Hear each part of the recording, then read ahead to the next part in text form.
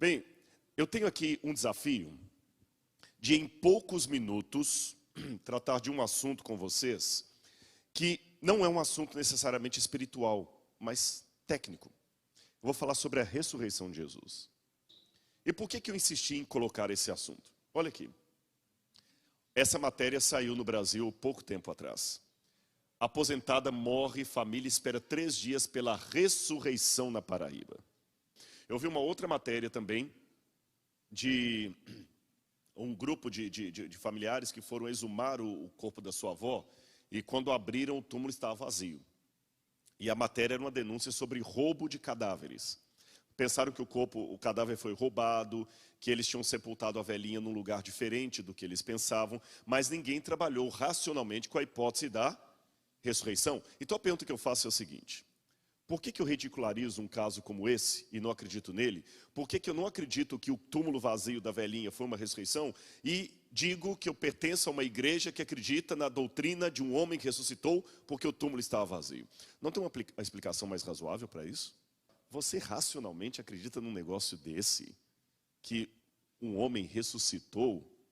Uma pesquisa feita pela revista Time, do sociólogo Jeffrey Haden, na PrayerNet foi publicado, ele diz que hoje descobriu-se que de em torno de 7.400 ministros, pastores evangélicos, pelo menos de 13 a 51% deles, dependendo da filiação religiosa, não acreditam mais na ressurreição de Jesus.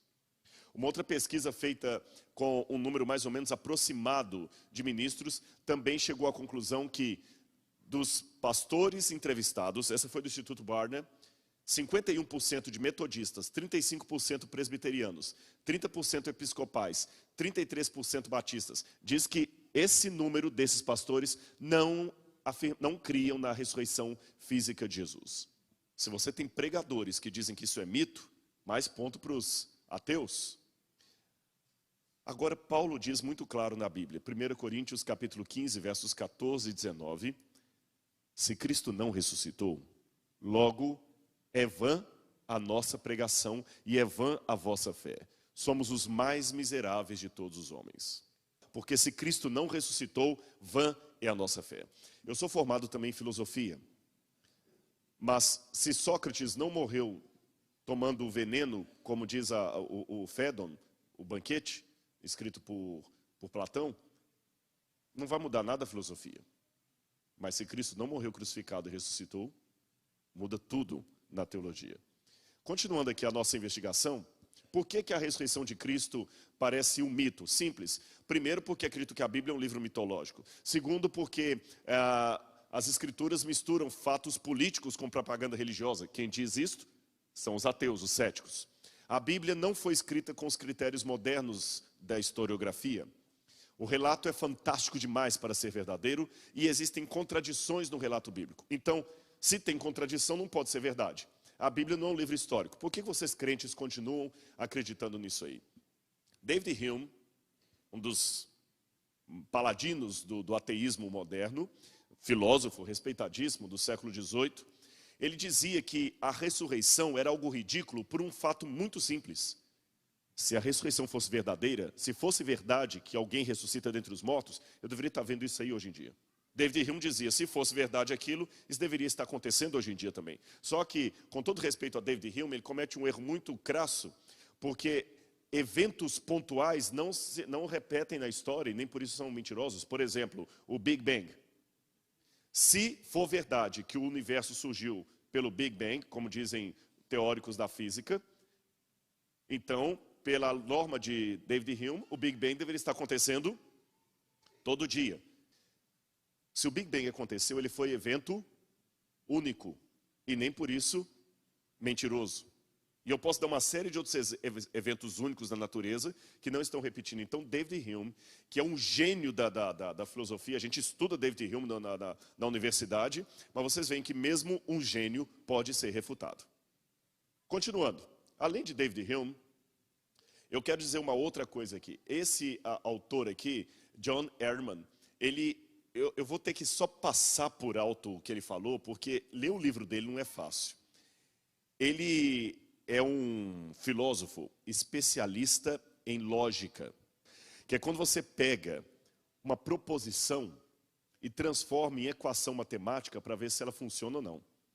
Ele mostra, por exemplo, ele calcula qual a probabilidade da ressurreição acontecer. Eu deixei em inglês para respeitar as letras que ele usa, tá certo? B seria o pano de fundo de conhecimento. E seria a evidência específica, a tumba vazia, as aparições post-mortem, etc. E R, ressurreição de Jesus. Então você faz uma equação com aquilo ali. Qual a probabilidade matemática daquela equação acontecer? Você vai ler o livro e vai ficar extasiado ao perceber que é altíssima a chance da ressurreição ter sido um fato histórico. Eu precisaria de 1 hora de palestra só para explicar aquela equação ali. Mas eu só vou anunciá-la para você, porque na universidade vai vir um professor de Harvard, de Yale, de Princeton, achando que é ridículo acreditar na Bíblia, e ele não vai contar para você que existe um trabalho sobre lógica, mostrando que a ressurreição, usando equação matemática, é um evento altamente provável de ter acontecido. Tá bom?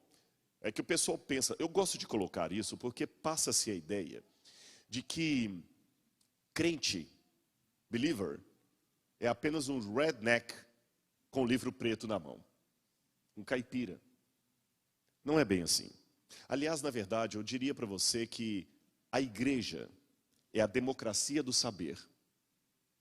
Porque enquanto em Harvard, somente pessoas de alto intelecto conseguem entrar ali, e no gueto, somente quem não tem PhD consegue entrar, a igreja você tem os dois comungando e cantando o mesmo hino. Porque ambos, o PhD e o que não tem cultura, estão lendo o mesmo livro, estudando a mesma lição da escola sabatina. Isso é um desafio pedagógico que eu faço a qualquer pessoa que não acredita. Porque como é que a Bíblia é um livro tão fantástico?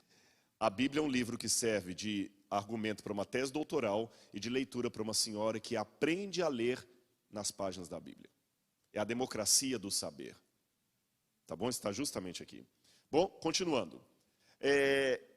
Vamos falar um pouquinho da história da descrença. Desde o início do cristianismo, essa história da ressurreição foi criticada tanto por judeus quanto por não-judeus. Por exemplo, Aulio Cornélio Celso, no 2º século, ele ridicularizou a ressurreição num livro chamado A Doutrina Verdadeira. E ele disse, que corpo é esse que é capaz de morrer e depois voltar à sua natureza? Além dele, Porfírio, também no 3º século, escreveu uma coleção de 15 volumes, hoje perdida, escarnecendo, debochando dos evangelhos e da ressurreição. Agora veja o interessante o que escreveu Tertuliano. Tertuliano foi um gênio que se converteu ao cristianismo. Tertuliano dizia o seguinte, o Filho de Deus foi crucificado, isso é vergonhoso. E por ser vergonhoso, isso pode ter acontecido. Eu coloquei em latim porque tem um trocadilho que ele faz ali que é difícil traduzir. Traduzir trocadilhos é difícil. E ele fala assim, ele continua dizendo, o Filho de Deus é morto. E por isto eu tenho que acreditar, porque uma coisa é difícil de ser acreditada. A ressurreição é algo verdadeiro porque é impossível. Eu vou traduzir agora em linguagem contemporânea o que Tertuliano quis dizer ali na troca de palavras. O fato da história ser uma tese muito simplória prova que ela tem que ser verdadeira, porque ninguém armaria uma mentira com coisas fáceis de serem refutadas. Entende? Eu digo uma mentira, não uma mentira da criança aqui, estou falando uma mentira acadêmica. Se você vai fazer uma grande mentira, peguemos alguns políticos que existem no mundo. Quando eles querem colocar uma mentira, eles arrumam muito. Ou um advogado que quer, ele arruma argumento. A história é simples demais para ser uma coisa bolada. No século XVIII, os iluministas, na época do Aufklärung da Alemanha, ou a Lumière lá da França, o iluminismo francês, alemão, europeu, muitos intelectuais se levantaram criticando a ressurreição. Eu fui pesquisar na história as pessoas que não concordavam com a ressurreição e o que elas diziam. Intelectuais, scholars. Lembra que lá no passado já havia, né? No século II eu mostrei para vocês. Olha na época do século XVIII. Hermann Samuel Reimarus, alemão, inteligentíssimo. Hitler era um dos maiores palestrantes que eu já vi na vida. E nem por isso eu vou concordar com o nazismo. Então eu tenho que aprender a concordar com os dons que a pessoa tem, sem ser obrigado a concordar com o que ela diz. Ora, eu luto pelo Espírito Santo contra um anjo caído, que é de uma genialidade absurda, chamado Lúcifer, e nem por isso eu vou concordar com o que ele diz. Agora, aquele que não tem o princípio espiritual, esse sim é refém da genialidade do outro. Ele fala que não acredita mais na Bíblia, que ele perdeu a fé na Bíblia. Por quê? Porque ele foi para a faculdade e viu um professor PhD bom de retórica que destruiu tudo. Como é que eu posso refutar um professor como aquele? Como eu posso refutar um professor de Yale, de Harvard? Meu amigo, liberte-se. Tenha a mente livre. Tá certo? Bom, continuando. Hermann Reimarus escreveu um calhamaço contra a ressurreição, dizendo que os discípulos, para manter uma vida mansa de pregadores, uma vida tranquila, né? Não queriam trabalhar, o que eles fizeram? Roubaram o corpo de Cristo e espalharam o boato da ressurreição. Outro gênio daquela época, Friedrich Schleiermacher, aprovou a teoria do desmaio. Ele disse que, na verdade, Jesus nunca morreu na cruz. Ele só desmaiou, depois ele acordou e tiraram-no de lá. E vocês viram que são dois intelectuais contra a Bíblia, um falando uma coisa, outro outra. O Schleiermacher não era tanto contra a Bíblia, mas tinha umas ideias meio... Um dizia que os discípulos roubaram o corpo porque queriam ficar tranquilos e criaram um mito. O outro dizia que Jesus apenas desmaiou, que não houve morte. Aí vieram mais dois, Strauss e Ernest Renan. Strauss dizia que as aparições de Cristo eram visões subjetivas, alucinações que os discípulos tiveram. Alucinações por causa da dor que eles sentiram em virtude da morte de Cristo. Entendem? Eles ficaram tão assim, eles não eram charlatães, eram pessoas simplórias demais, que quando Jesus morreu ficaram tão chocados, que eles acreditaram mesmo que viram Cristo. Sabe aquela questão psicológica do sujeito que foi morto, picado por uma cobra não venenosa? Isso aconteceu aqui na América. Eu li na Reader's Digest. A mente que mata, o nome do artigo. Vários casos, um sujeito que morreu congelado num caminhão frigorífico que estava desligado. O outro que morreu picado por uma cobra não venenosa. Então, pela autossugestão, disseram que os discípulos ficaram tão chocados que acabaram vendo mesmo. Aí veio a teoria da visão objetiva. Em vez de alucinações, as aparições da ressurreição foram visões objetivas. Por exemplo, Hans Grass diz isso.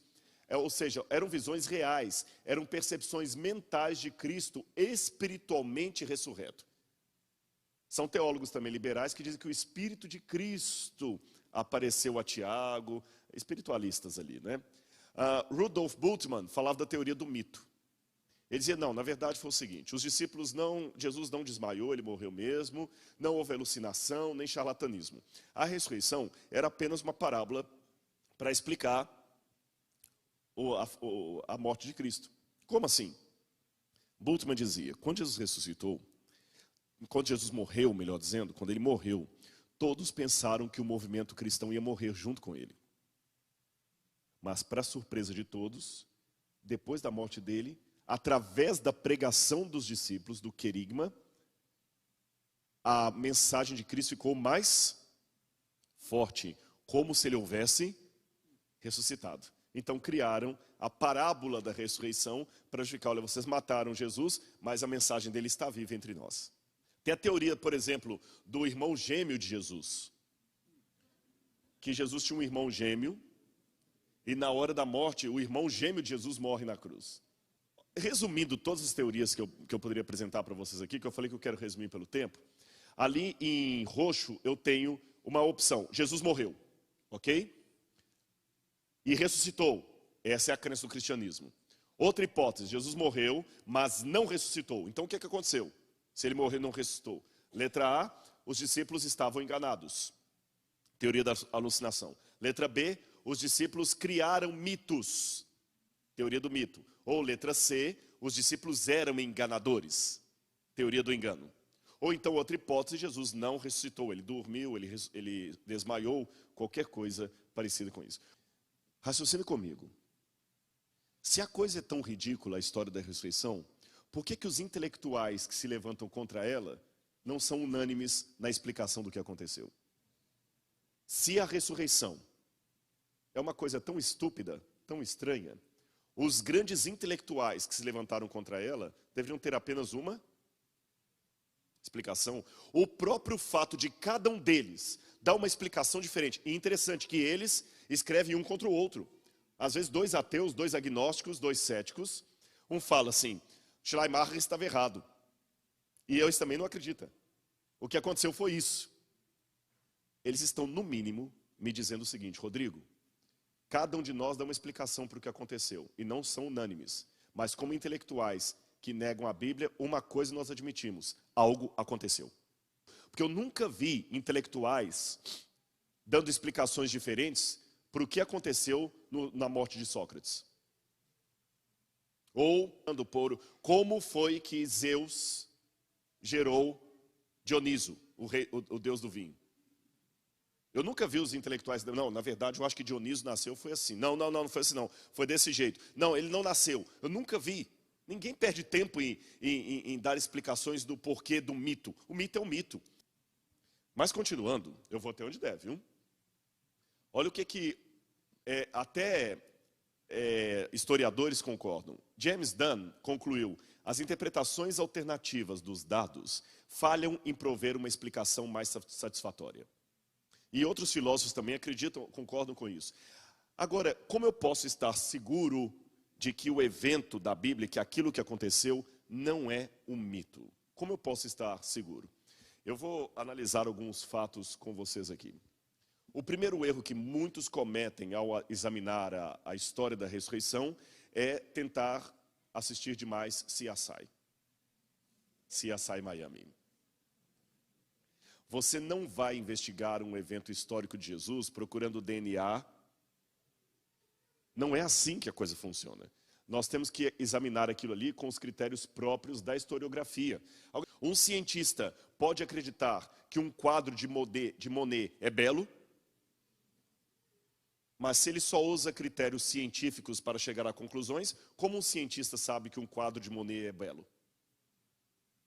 Se um cientista só usa critérios científicos para poder chegar a uma conclusão, como ele sabe que a música de Schubert é agradável de se ouvir?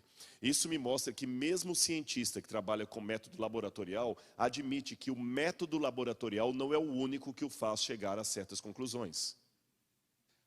O método laboratorial, ele é limitado, ele serve para alguns tipos de conclusões, mas não para todas.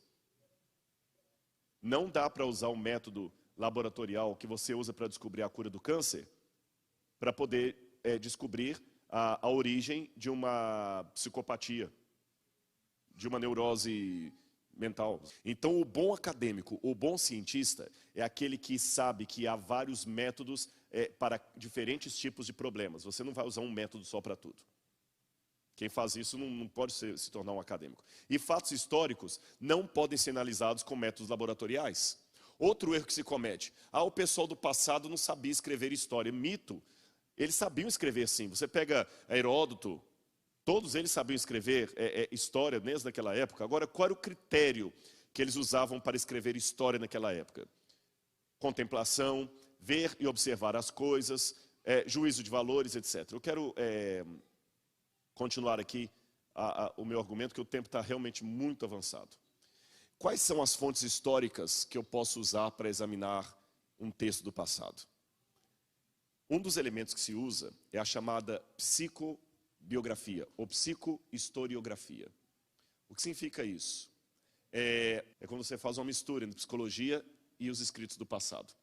E você consegue, através de vários elementos técnicos, perceber se a história é uma lenda, se é um relato visual, se é uma declaração de primeira mão, de segunda mão. Entenderam? E quando nós aplicamos isso ao texto bíblico, eu precisaria de mais tempo para dar os detalhes, é incrível, irmãos, como que do ponto de vista da psicologia e da história, os relatos da Bíblia não podem ser colocados na categoria de mito. Você pensa que é mito porque conta uma história extraordinária de um homem que ressuscitou. Mas se você fosse um especialista em literatura mitológica e você visse quais são as características de uma literatura mitológica, você vê que a Bíblia não se encaixa nas categorias de uma literatura mitológica. Não se encaixa. Por exemplo, vou dar alguns exemplos para vocês aqui, analisando o texto. Primeiro, aqui são os critérios de história que nós usamos. Aqui, ó, justificando descrições históricas. Esse foi uma série de estudos em filosofia de Cambridge. Esse livro mexeu comigo. Porque eu peguei esse livro não é sobre Bíblia. Esse livro é um livro dos muitos que tem para você detectar um escrito do passado e ver se ele é uma propaganda política ou se ele está contando história real. Porque são 3 categorias de texto. O texto mitológico, lenda.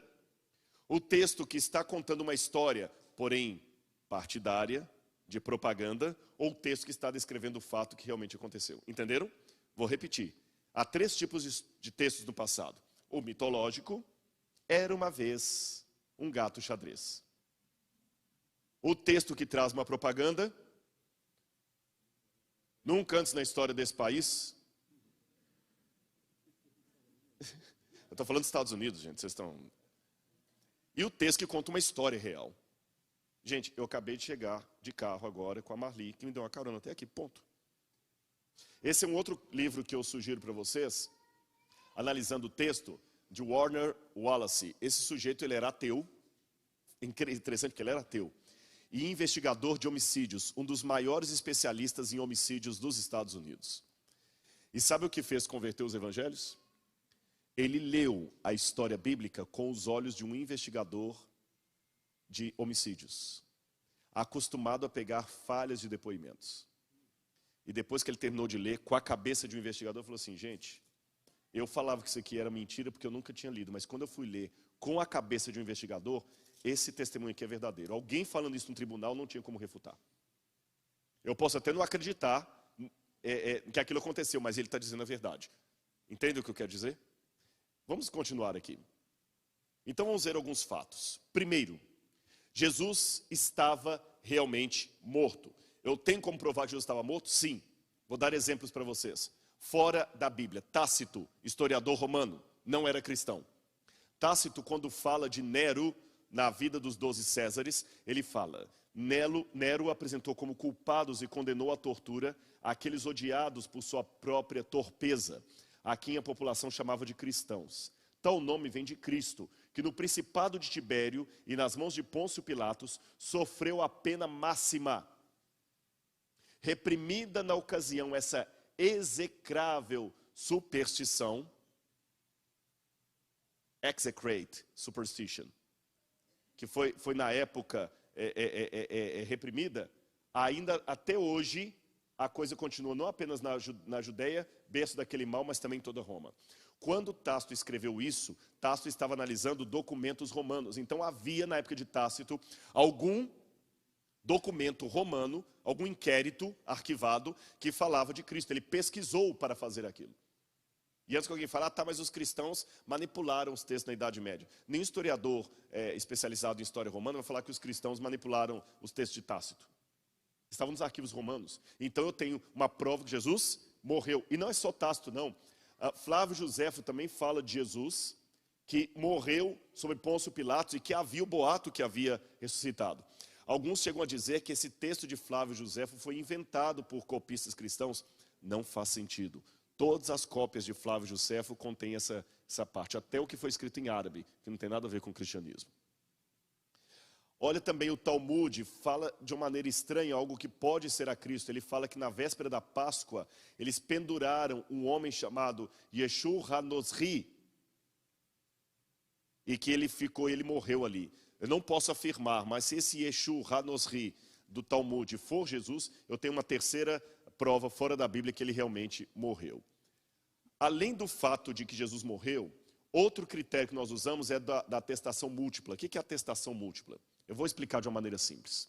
Quando algo é testemunhado por pessoas em lugares diferentes, sem acordo uma com a outra, isso aumenta a possibilidade daquilo ter acontecido.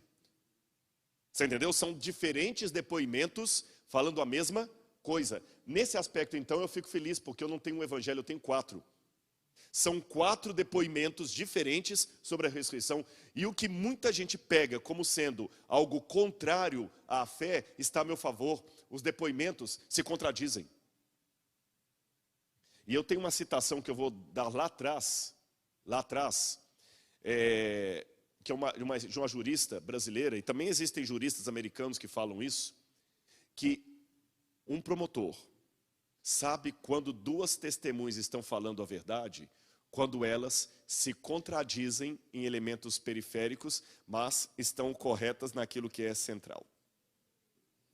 Porque é impossível 3 pessoas darem um depoimento exato do mesmo assunto. Vocês aqui vamos ver o mesmo acidente. Eu vou descrever de um jeito, você de outro, e haverá pequenas contradições.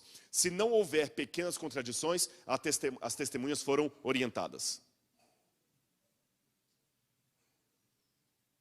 Então, quando eu encontro nos evangelhos, um dizendo que eram 2 mulheres que chegaram, o outro falando que era uma só, e alguns falam, tá vendo, uma prova que a Bíblia está errada é isso, era uma mulher ou 2? Meu amigo, é justamente o contrário, essa é a prova que o testemunho não foi comprado.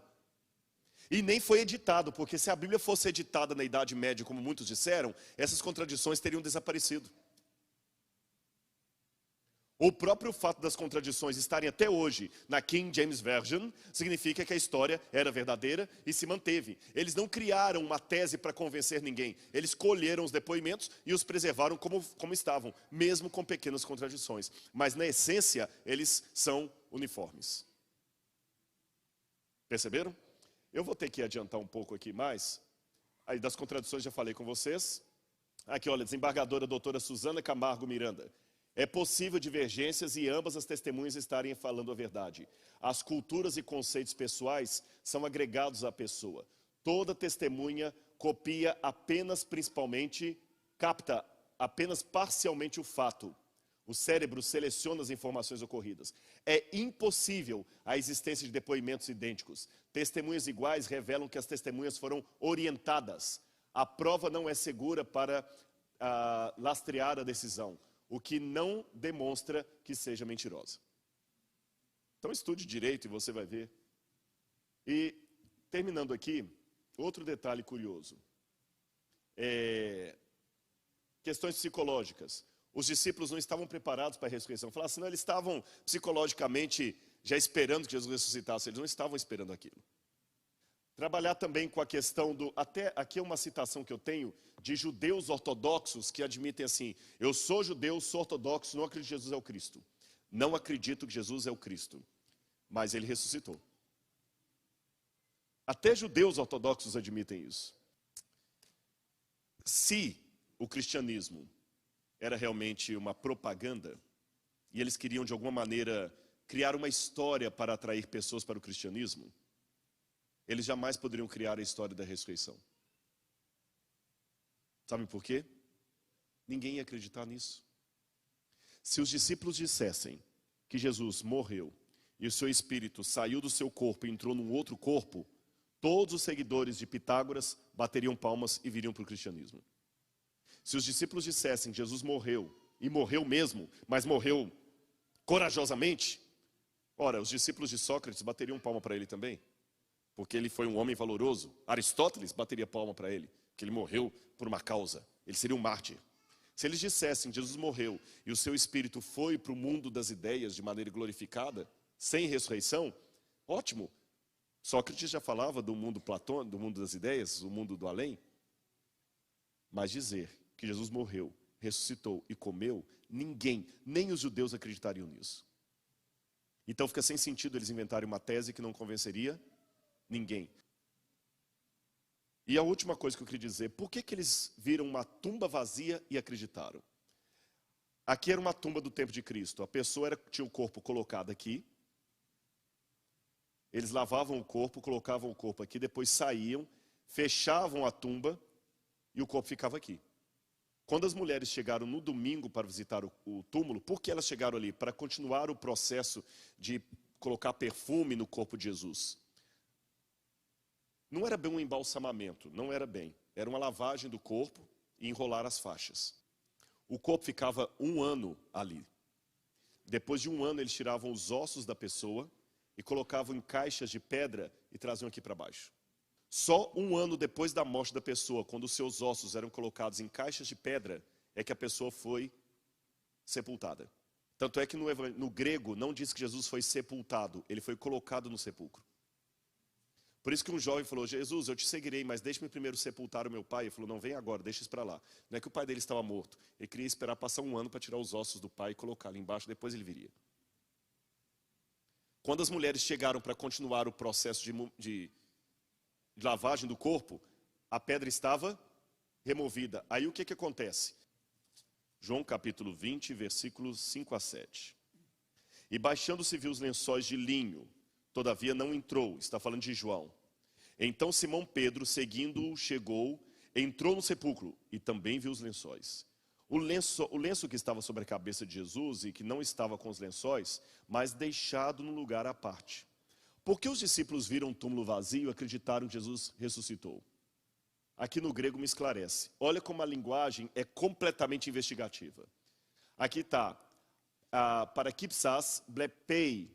Aqui está dizendo que o discípulo amado baixou-se e olhou. Blepei, em grego, significa olhar com os olhos físicos. Mas ele não entrou. Kemeina ta otônia. E ele viu o quê? Ele viu os panos no chão. Mas ele não entrou.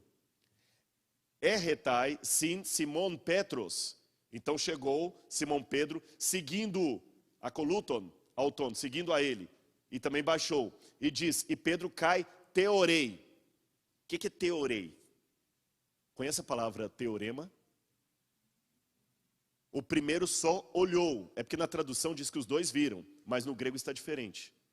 João olhou de longe. Pedro, teorei, olhou examinando. Não foi só um olhar de vir de longe. Pedro ainda duvidou. Eu quero ver o que aconteceu aqui. E diz que quando ele examinou, ele viu, olha lá, teorei, ele viu o sudarium. Sudarium não é aquele pano que está lá em Turim, não. Sudarium era um pano que ficava só sobre a cabeça.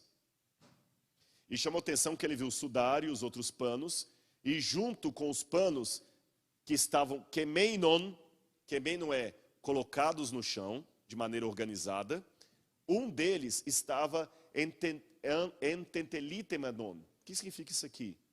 Eis enatopon, num lugar. Esse é um verbo muito difícil de traduzir no grego, mas dá a entender que, pasmem, um pano estava dobrado no chão e aquele que estava sobre a cabeça de Jesus estava murcho. Entenderam? Enteteligmenon. Estava murcho. É como se aqui houvesse um pano amarrado e eu conseguisse tirar o objeto daqui de dentro sem desfazer o pacote. Agora eu termino. O fato dos panos estarem no chão, dobrados, significa que não foi feito com pressa. Não foi, vamos rápido, cai fora. Significa que Jesus não saiu ali morto, porque senão eles levariam enrolado. Não roubaram o corpo, não levariam com pano junto. Deixar o pano para trás, significa que foi feito com calma, não foi jogado, foi dobrado. Tá certo? Foi dobrado. Não acreditem naquela teoria da internet aí, que o dobrado porque ia comer e voltar. Tem uma historinha acontecendo, isso é mito, tá? Não tem nada a ver. Os lençóis de Cristo estavam dobrados para mostrar que o que aconteceu ali não foi com pressa. Segundo, o corpo dele não foi retirado, porque os panos ficaram para trás. Então o corpo saiu andando. Terceiro, ele não saiu machucado porque não havia rastro de sangue em lugar nenhum. Ah, mas tudo bem, alguém pode ter forjado a cena. Tá bom. Como é que eles iriam então fazer esse invólucro continuar no formato da cabeça sem desfazer o pacote para a cabeça? Vocês entenderam isso aqui ou não? Como é? O tipo molde, ficou um molde. Não tinha como você tirar a cabeça da pessoa sem desfazer o pacote. Então eles falaram, uau, o pano deixado aqui significa que Jesus saiu daqui e não foi com pressa. A ausência de sangue diz que ele saiu não machucado. E isso aqui indica que foi sobrenatural. E alguém que pode duvidar, eu termino dizendo o seguinte. Quanto tempo dura uma mentira? Lembra que ninguém morreria por um mito por toda a vida. Os homens que testemunharam disso ganharam o que com esse relato? Perseguição, morte e sacrifício. E até o fim continuaram dizendo: Ele ressuscitou dentre os mortos, e nós vimos a sua glória.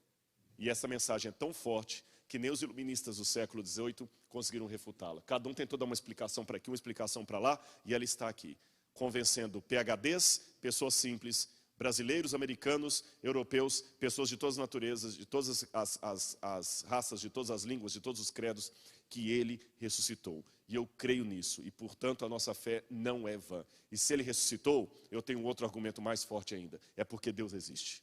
E se Deus existe, tudo mais vale a pena. Que Deus abençoe cada um de vocês. Obrigado.